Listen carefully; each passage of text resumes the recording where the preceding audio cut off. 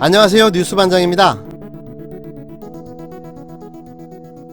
일본의 한국에 대한 수출 규제 강화, 이른바 화이트리스트 배제 결정이 빠르면 2일 판가름 날 것으로 예상되는 가운데 정부와 여당 인사들은 여러 대응책이 마련되어 있다며 강한 자신감을 나타냈습니다. 그러면 그렇지 무언가 있지 않았겠습니까? 문재인 대통령의 일본을 향한 강한 대응의 메시지가 그냥 허투루 날린 뻥카는 아니었습니다. 이래서 문재인 보유국 하는 겁니다. 강력한 리더십, 정확한 판단과 위기관리 능력. 과연 이번에는 어떤 대응 전략이 나올까요? 연일 계속되는 일본의 협박과 위협. 일본의 저런 모습은 겁 많은 강아지가 지저대는 요란한 소리로만 들립니다. 아직도 옛날의 한국을 생각하고 있으니 말입니다. 이번에는 되로 주고 말로 받아가는 게 뭔지 제대로 느끼게 될 것 같습니다. 31일 CBS 김현정의 뉴스쇼에 출연한 호사카 유지 교수는 강경 기조였던 일본에 변화가 감지됐다며 그들도 떨고 있다고 주장했는데요. 한국의 화이트리스트 제외는 일본으로서도 상당한 부담이라며 아베는 한국이 굴복해주기를 바라고 있다고 말했습니다. 또 그는 현재 진행 중인 한반도 평화는 일본에게 있어서 악재라는 생각을 하고 있다고도 밝혔는데요. 이러니 쪽발이 하는 겁니다. 왜 남의 나라 평화가 싫은 거죠? 호사카 유지 교수는 이런 아베 정부의 생각은 한반도를 일본의 영향하에 두고 싶다는 것이라며 그렇게 해서 따로따로 북한과 남한에 영향을 주고 싶어하는 생각이라고 짚었습니다. 이어 북한을 계속 도울 수 있는 남한을 경제적으로 망가뜨려야만이 남북이 경제적으로 부상하는 것을 막을 수 있다면서 일본이 지금 노령화가 심각하다. 인구 30% 이상이 65세 이상이다. 그렇기 때문에 한반도가 앞으로 일본을 경제력으로 충분히 추월할 수 있기 때문에 이참에 좀 망가뜨리지 않으면 안 되겠다고 생각한 것으로 보인다고 말했습니다. 참 어이없는 궤변과 논리네요.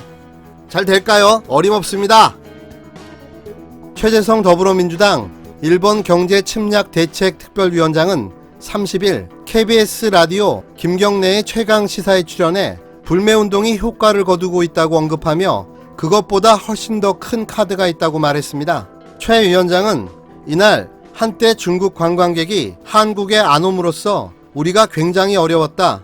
그때 1년에 오는 관광객이 800만 명이라며 한국 분들이 일본 가는 관광객이 750만이다. 비교해보면 그 타격이 어느 정도인지 짐작할 수 있을 것이라고 말했습니다. 최 위원장은 그러면서 우리에게 그것보다 훨씬 더 큰 카드가 있다며 화이트리스트 제외 시에 각 종목별 파급과 또 현황을 아주 꼼꼼히 그려놓은 정밀 지도가 있고 우리도 일본의 조치에 수평적으로 대응할 수 있는 조치가 있다라고 설명했습니다. 최 위원장은 최근 일본의 수출 규제에 대항하는 카드로 부상한 한일 군사정보협정 지소미아에 대해서도 언급했습니다. 그는 지소미아가 냉정하게 보면 일본 측이 더 유리한 것이라며 한국이 일본 측으로부터 공유받을 수 있는 정보라는 것이 위성정보 일부 정도라고 설명했습니다. 그러면서 전략물자 통제 불안이나 안보 문제를 가지고 나왔다는 것은 지소미아와 안 맞기 때문에 우리도 이것을 검토해야 한다고 설명했습니다.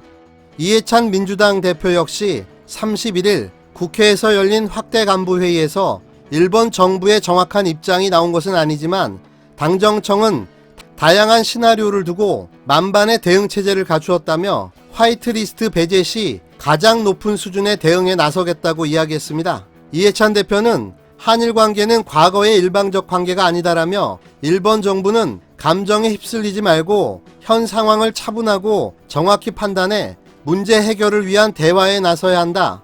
돌아올 수 없는 다리를 건너지 않기를 바란다고 경고했습니다.